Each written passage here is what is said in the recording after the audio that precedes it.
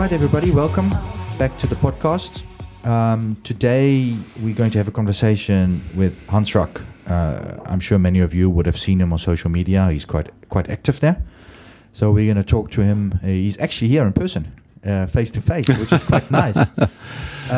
It's a change. So we're going to talk to him about owning a motorhome in Namibia. We're going to talk to him about Mozambique. I believe he visited Mozambique, which was right. Quite exciting. And Yes. it's just a conversation. So I hope you guys enjoy it.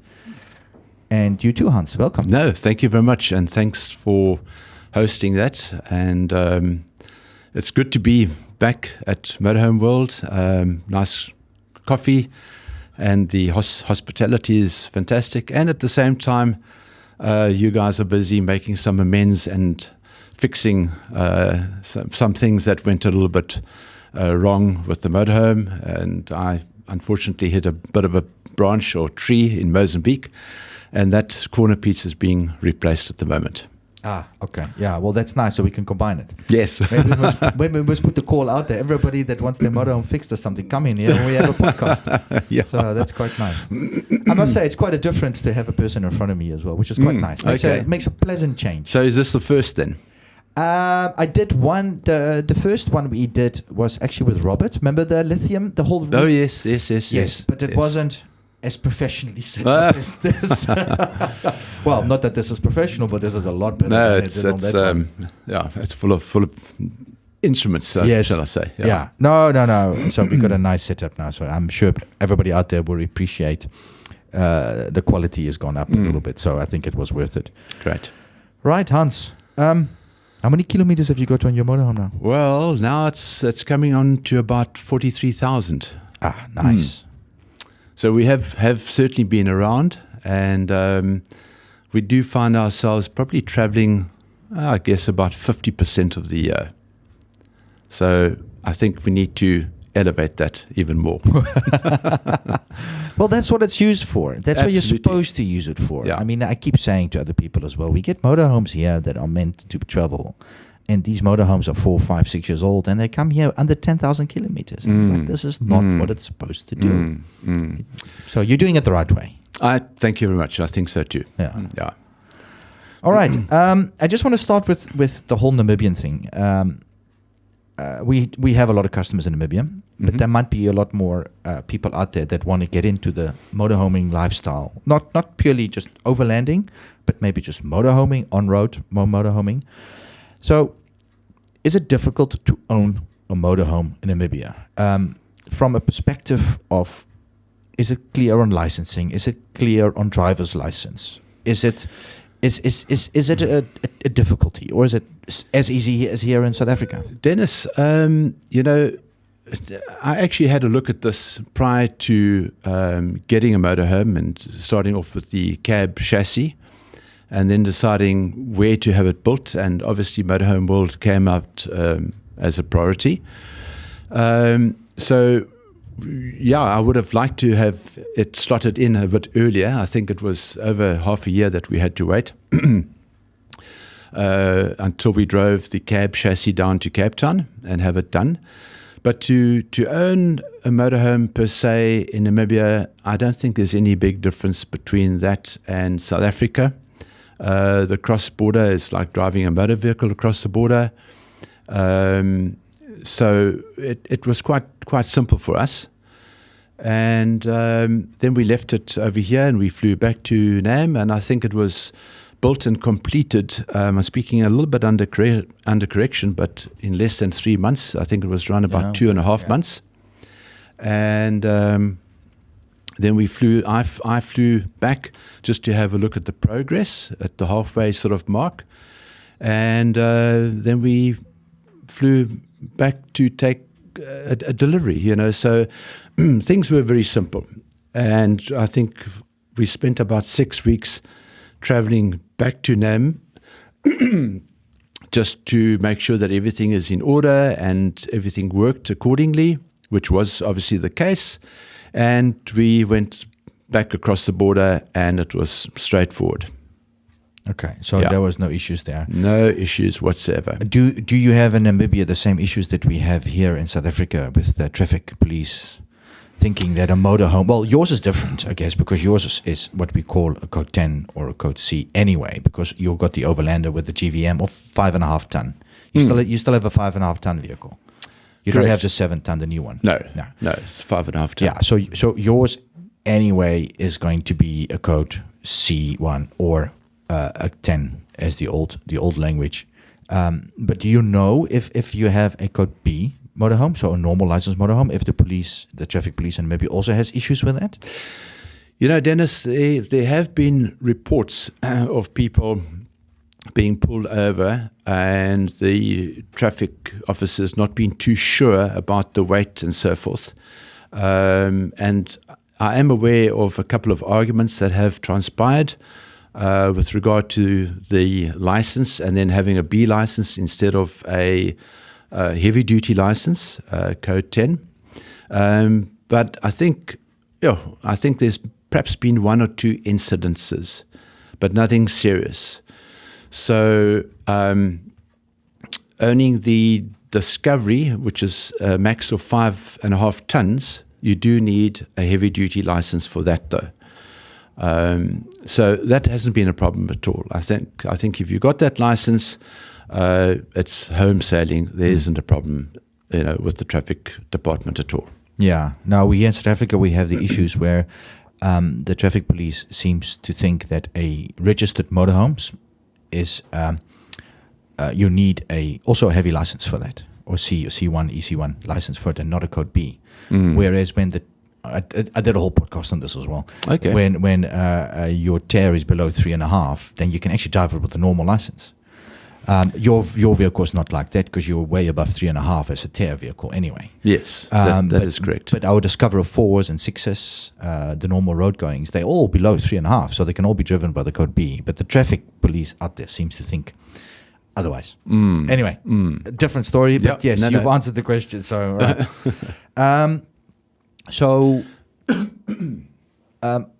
Owning in Namibia, servicing in Namibia, the vehicle, is that an issue? You have an Iveco? Yes, that's not a problem. We do have Iveco branches, one in Windhoek and one in Walvis Bay. Myself being based in Windhoek, so we just made use of the one in Windhoek. Services are as per normal, and I haven't had any issues whatsoever. Parts, everything like that is available, and as far as I'm concerned, the services have been thorough as well. So as far as that goes, no problem whatsoever. Okay, happy with servicing and spares and all of that. Absolutely, it's all available, and we haven't picked up any issues there at all. Is there a second-hand market in Namibia for motorhomes? Second-hand, yes, there is, most certainly. In fact, a friend of mine, he was looking for one after he saw mine. He's based in Windhoek as well. And I resorted to social media and I found one there. I think it was from Johannesburg. And he's got quite a big company, so he's got branches in Joburg as well. And I think he sent one of his managers out to have a look at it. And he reported back that it seems sound and good. And he bought it, So, the second-hand market is open, and I think people certainly make use of that as well. Okay, so importing a second-hand unit into Namibia is not a problem? No. Obviously, in South Africa, it's different. You're not allowed to import second-hand vehicles whatsoever. Oh. No, it's a big no-no. Okay. Only new units. Okay. So we can't, for example, as South Africa, we can't buy a second-hand vehicle in Namibia. Okay. And then register in South Africa. I do know because I bought a motor vehicle from a friend of mine last year here, and I had it couriered into Namibia. So like with anything else that is couriered in, you have to obviously have all the papers done and signed out. And of course then comes VAT. So you have to pay the VAT. So if you do import a motorhome from South Africa, for argument's sake, into Namibia, you have to have all the papers correctly filled out and expect to pay VAT. If it's down to a company name, then obviously you can claim that VAT back again. Yeah, normal. Did you do it yourself, or is it better to use an agent for import-export, that type of vehicle imports and export? Well, the same friend of mine, he's got a courier company, a big courier company in Windhoek, and I made use of their Inside services. information. Yeah. Yeah, all right. It made life easier. Yes, he knows the rules and regulations. Yes, absolutely. And, all right. So, yeah. But I would think somebody that doesn't have your contacts, to use an agent will probably be better on the soul than to try and do it yourself. Yeah, you can certainly do it. But if something is incorrectly filled out, then you've got problems at the border post. Then you've got to sort that out. At the border post. At the border post. So that's a lot of red tape that you want to try and avoid. Yeah, makes sense. Yeah. I would probably advise to use an import-export agent. It would be better. Yeah. Right. Dan, the traveling itself in Namibia must be stunning. Namibia is a country for motorhoming. I mean, just pictures you guys are sending as well. It's Dennis, beautiful to travel there with a motorhome. That's one of the reasons why we decided to buy a 4x4 motorhome as well, because Namibia lends itself to that type of rough traveling, if you want to call it like that. Yes, certainly you've got very good roads in Namibia. But at the same time, you've got fantastic off-road places, wild camping to do. And as I said, it lends itself so much more. And I think it's just a big advantage having a 4x4 to exploit that country. Yeah, but 4x2 is possible? Yes, absolutely. On social media, I've had a lot of people asking me, about the camp places and sites that we've been to, whether they are accessible with the 4x2. In a lot of instances, they most certainly are. I think when it comes to a little bit of soft sand, that's when the 2x4 is going to suffer, and you're not going to quite make it. But Namibia is such a huge country. There's so many places to go to, and I think the most favorite places that tourists like to go to is, for argument's sake, Etosha National Park, Sossusvlei down at the dunes, and then people love to go to Swakopmund at the seaside. And all of these places are accessible with a 2x4. I think it's only if you go sort of northwest into what they call Damaraland area, it becomes rocky, and there are a lot of places and riverbeds to exploit, and there you do need a 4x4. Yeah, that makes sense. Yeah. I do recall that we have some customers in Namibia with a 4x2, but there aren't many. By far more 4x4s. Yes. And it does make sense. I mean, for absolutely. Namibia. Yeah, absolutely. Good. And wild camping, of course. It's great there. Absolutely. Something you won't really do in South Africa. You have an opportunity to do that in Namibia, and it must be awesome. Yes, absolutely. I mean, Namibia, as I said, it lends itself to that type of off-road wild camping scenario. It's safe as well, whereas I think you've got to be a little bit on the cautious side here in South Africa as to where you camp. And I'm sure there are many wildlife places that one can access, but you have to ask yourself, are they as safe? And Namibia is very safe. I dare not say that you don't have petty crime from time to time. That certainly is part of it. But we wild camp as much as possible, and we haven't had any issues or anything like that. So and the 4x4 means that you can get into remote places, probably where locals and villagers aren't in close proximity, and we just enjoy it. Yeah, there must be a real draw card.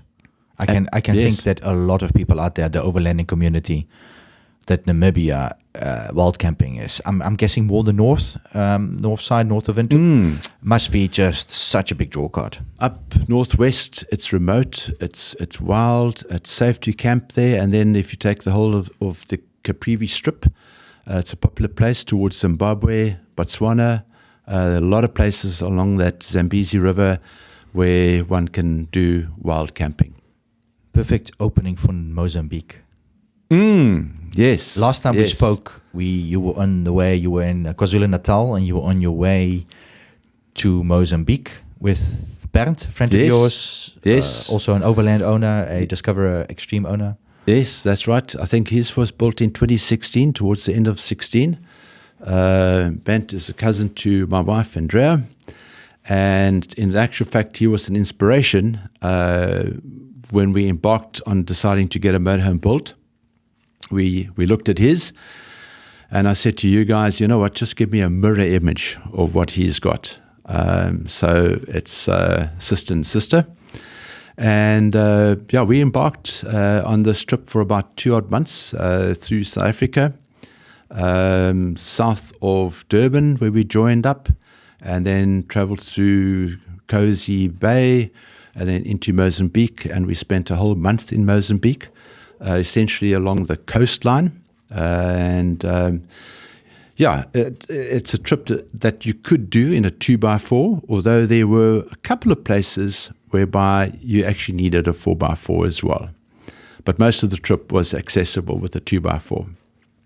Fantastic. Mozambique, Yeah. I think, if it weren't for the coastline, for me, it would have perhaps been a little bit on the boring side. Everything just met our expectations as well. The fish, seafood that is available was just phenomenal. So it was a fantastic trip. Fantastic. Border, where did you cross into Namibia?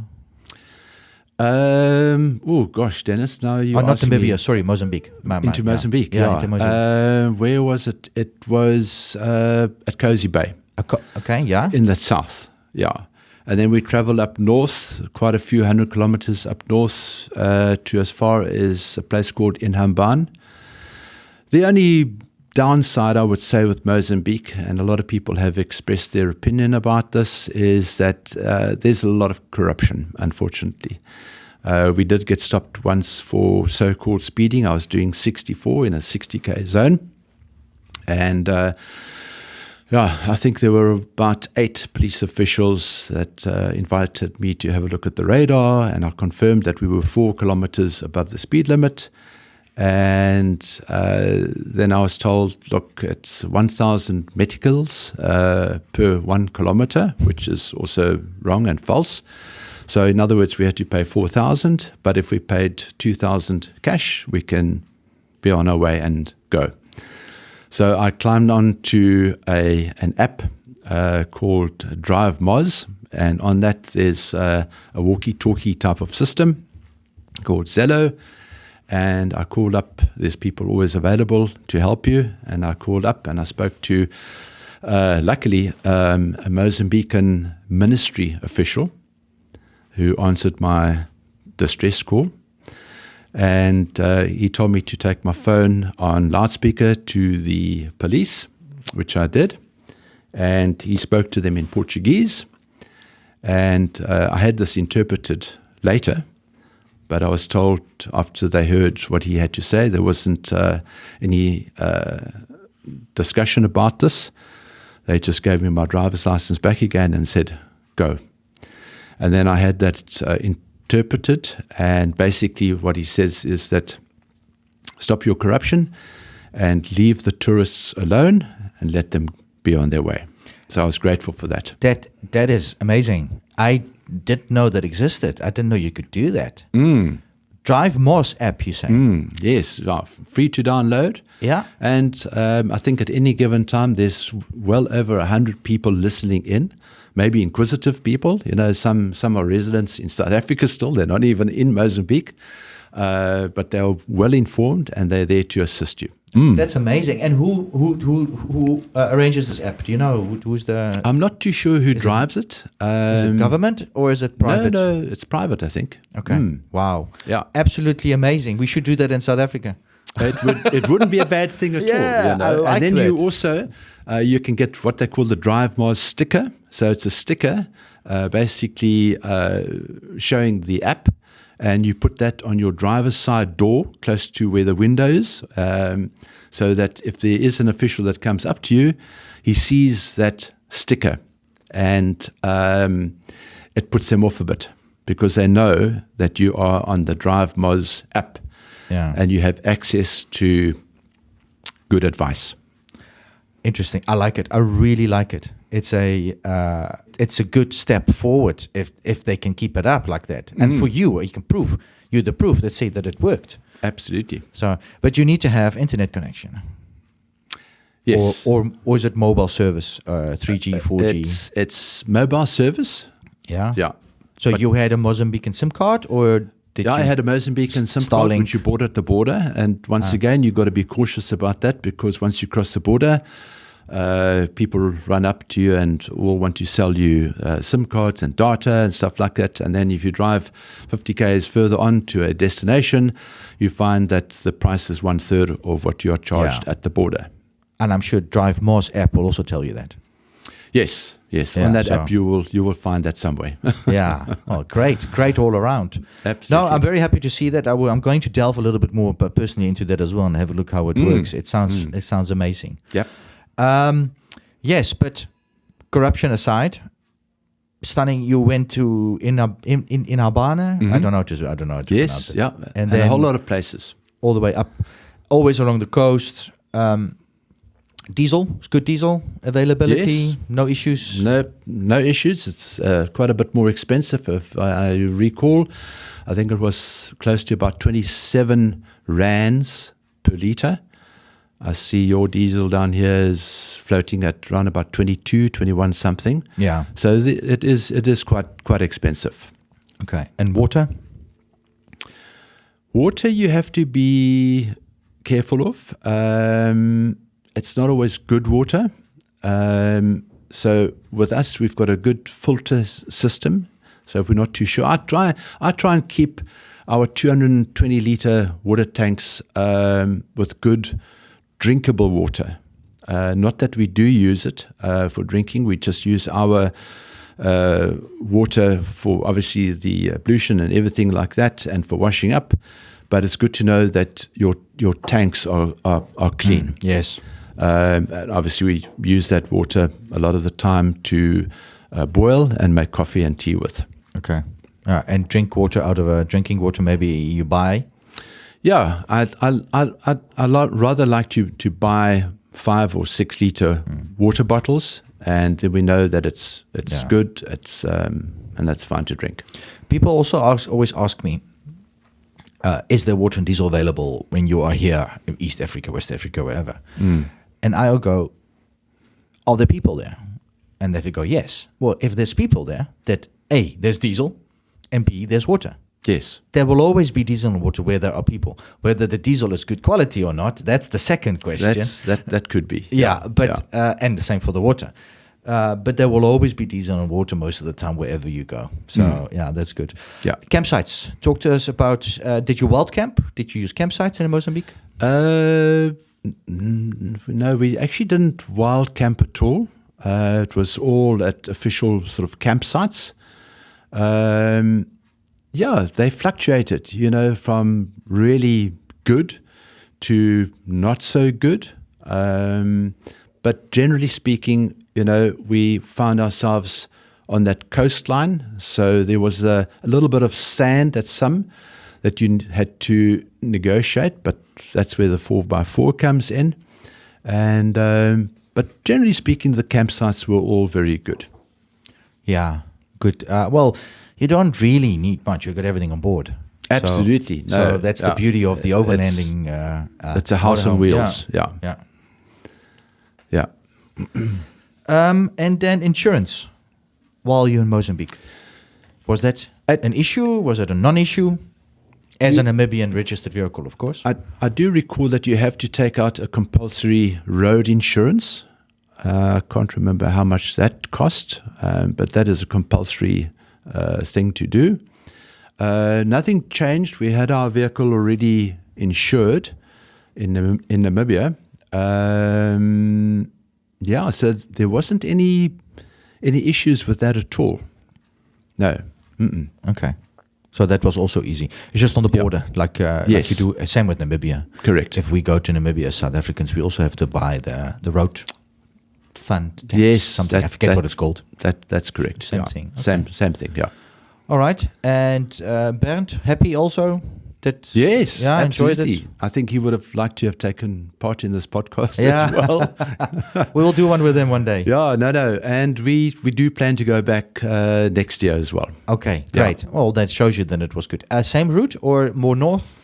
I think this time maybe the same route from south to north, or possibly from north to south, just to change a little bit, and maybe go a little bit further up north as well, just to explore. Okay. Where did you exit Mozambique? We exited at I think it's called the Goriando border post that goes into Kruger National Park. So you, from the coast, obviously drive inland, and then enter over there. That's quite a drive, isn't it? Yeah, I think we did that we split it into 2 days. Yeah, okay. And then we were in Kruger National Park. There's one little hitch over there that you have to prove that you're staying in the Kruger Park for at least one night before you exit. I think that's just to prevent people coming in and using that as a thoroughfare, the Kruger National Park. So it would probably clutter up with more traffic. So it's a bit of a deterrent, if you want to put it like that, that you actually have to spend one night, book one night to stay in Kruger National Park. And other options further north for exiting? Yeah, I didn't look at that because it wasn't quite applicable. So we just said, look, this is the route that we're going to take. We planned this in Namibia before we left. So we didn't look at other routes. Okay. But I'm sure next year when we do come down, we'll do things a little bit on the different side. Okay. What would you do different after this experience? What, in terms of... Mozambique. Just traveling Mozambique. Well, I would still stick to the coastline because it's so interesting. And we really enjoyed the amount of fish and seafood that is available. It's just phenomenal. And different fish. One of the most popular fishes available and easily and readily caught is called a kuta. It's a big, long fish, similar to snook. Okay. But a much bigger Bit fish. of a barracuda. Yes, Okay. yeah. And it's a beautiful fish to braai or pan fry in butter. We ate it every single day. Okay. And everybody catches it. Yeah, absolutely. Yeah. Fresh from the ocean. Fresh out of the ocean. No, Yeah. that sounds awesome. Yeah. Absolutely awesome. Yeah. Right. I think we covered most of Mozambique. I think, unless there's anything else that you say is first very interesting. I think we've pretty much covered it. It's a beautiful country. It's a poor country though, Dennis. It's really poor. Yeah, the people, a lot of stalls all over the show, which is quite nice. We found these sort of like side road stalls very interesting. Fluctuates a lot from curios to food things, honey, for argument's sake, coconuts. So one is actually spot, and oranges and fruit and pineapples. It's stunning. Okay. I just see there's a thing I would like to ask. Your motorhome is registered in Namibia. You have a Namibian registered motorhome. Correct. Yeah. Is there any maximum time that you allow to travel in South Africa? So you've come across the border now. Mm-hmm. I don't know what the South African authorities wanted from you to because you have a temporary import somehow with the vehicle, or No. Luckily, if you come from Namibia into South Africa, you don't need any papers at all. You just drive in. The only restriction is what's on your passport or what passport you do carry. So in our case, we're also fortunate. I have both dual citizenship, and so does my wife. So we can travel into South Africa and extend the stay for the minimum, which is stipulated, of 90 days. So that's a great help. If you don't have that privilege, well, then you are confined to coming into South Africa for only a maximum of 90 days per annum. Oh, is it per annum? Wow. Yes, yes. I didn't realize that. I thought it's per entry. No, it's only valid over a 1 year period of time. That's very restrictive. It is. A little bit, But then yeah. if you say to yourself, well, 3 months, I can do a lot of traveling in South Africa over a 3-month period. But it's nice to be known or be able to extend that beyond the 90-day period. Yeah, it would be nice. Then for the vehicle itself, do you know if there's any restrictions? When would South Africa have to say, you know what, you're here so long now, you have to start registering in South Africa? Dennis, I haven't come across that at all. As far as I know, I don't know unless you tell me on a different scale. Yeah. No, I'm just thinking now. If we drive a South African vehicle into Namibia, there is a limitation.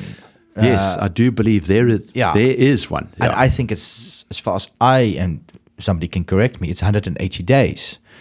Okay. And then you have to come either back to South Africa or pay road tax. Yeah.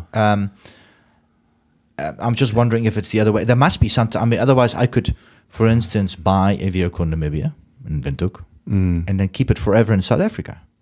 That doesn't sound right either. With a Namibian number plate. I've never thought of it. I've never looked at it from that angle at all. So Maybe we'll delve into that. Yeah. We'll have a look, and there must be some type of, maybe not very much enforced, but there must be some type of restriction when you bring your overlander into South Africa.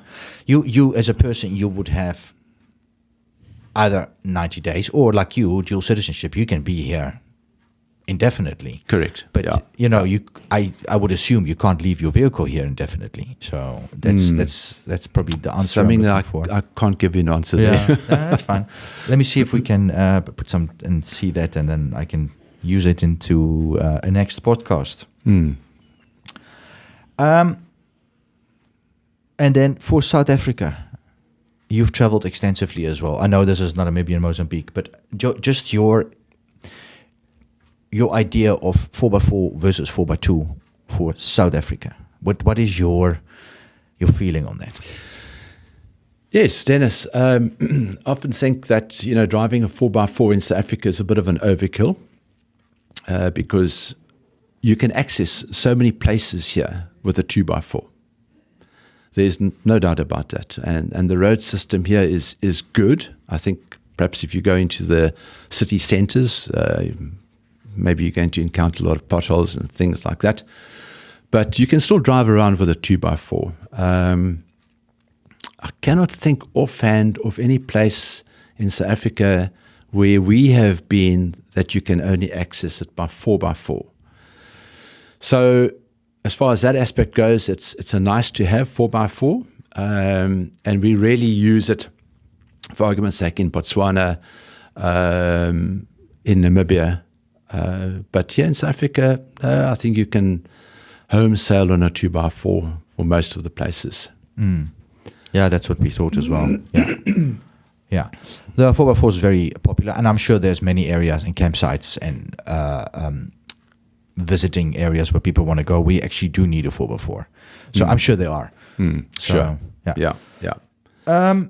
Where next? What's the next plan? I know you're here now. You got your vehicle here in Cape Town. Yeah, we came What's down the plan? to watch the rugby. We decided to coincide a trip with the Discovery, the Springboks versus the All Blacks. That's on Saturday, the 7th of September. So I just want to rephrase that. You didn't come to watch the rugby. You came to watch the Springboks win over the Kiwis. That's what you came and do. I'm optimistic. Yeah. I see there are a couple of changes, and they're short of locks at the moment, but I'm sure we can pull this one off, Dennis. And so after the 7th, which is just around the corner, I think we're going to go up to one of our favorite spots up the Wilderness Coast and make a trip of that. And then eventually make our way down again and come through Cape Town and then head up the West Coast. We've done the West Coast traveling down from the Orange River, down the whole of the West Coast on the coastline itself. So this time we're going to do it going up north back to Nam again. And looking forward to that because hopefully I think the weather will get a little bit on the better side. Let's hope so. Yeah. It's been quite a horrendous winter here in Cape Town. No, it's been terrible in one way. And then up that west coast, we really enjoyed it. And I think we're going to be back in Namibia towards the end of October. So hopefully the weather will be kind to us up that west coast as well. Yeah, it's a nice route. I enjoy it. And you're going to cross at Oranjemund.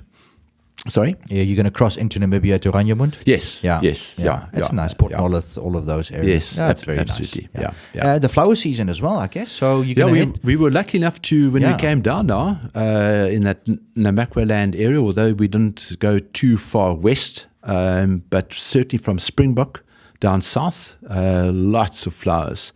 And I must say, all the camping sites were booked out as well. Yeah. Well, you should get more on the way up again, north. Yeah. It might be a bit late in October. It's going to be a little bit late. Yeah. Okay.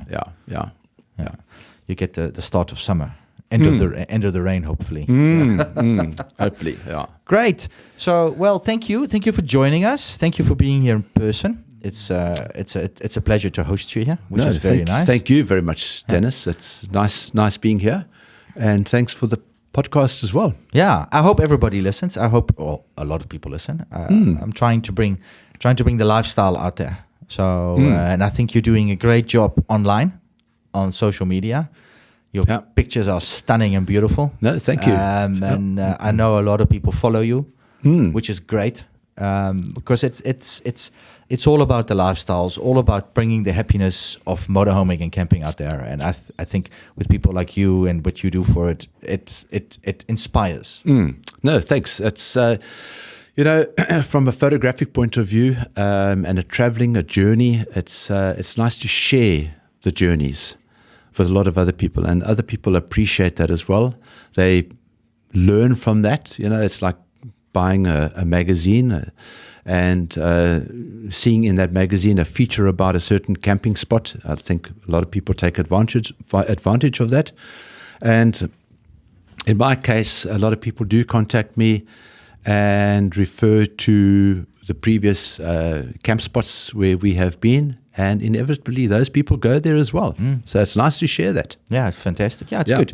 And be honest about it. I've read some of your posts, and when the campsites are not nice, you also say that, which is good. But hopefully that the owners read it and then they do something about it to fix it. Absolutely, yeah. And I don't do that on purpose to try and knock down a place. I think there's always good and bad.